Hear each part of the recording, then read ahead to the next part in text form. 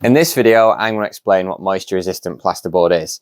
First thing you need to be aware of that there are many different types of plasterboard.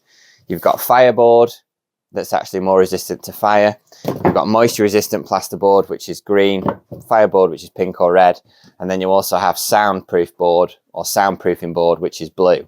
So today we're going to talk about moisture resistant plasterboard. An important thing to note, which makes this a lot easier, is plasterboard is always pretty much a standard thickness. When it comes to fireboard, soundboard and moisture board, they're all 12.5 millimeters thick.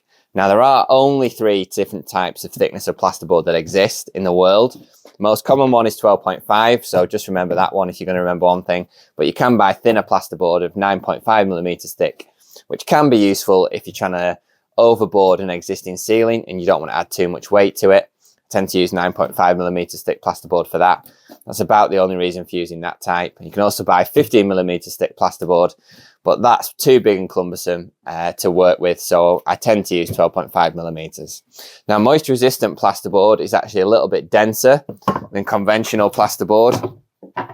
It's a little bit denser, and that actually helps its resistance to moisture. If water does get in this board or it gets a little bit damp, it's far less likely to expand or blow and crumble compared with traditional plasterboard.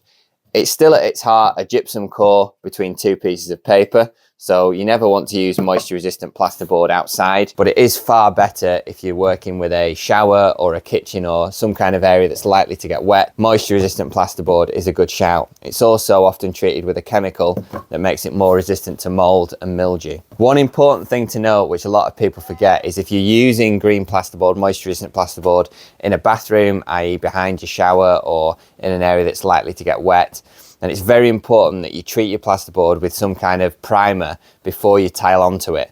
That's a huge mistake people can make. They think, oh, I'm using moisture resistant plasterboard in my bathroom, I'll tile straight onto that. Because it's treated with a chemical making it more water resistant, often the tile adhesive is less likely to stick to it. So always treat your moisture resistant plasterboard with a coat of SBR. It's quick to apply, you can buy it in a tub. It's like a latex primer, dilute it with water and just paint it onto the walls. That actually provides a good primer for the tile adhesive to stick to.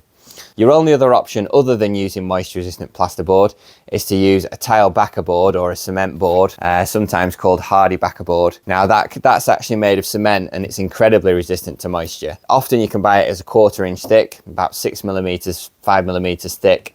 So if you did have a shower enclosure to do, you could either use moisture resistant plasterboard, prime it with SBR and tile it, or you could use some tile backer board.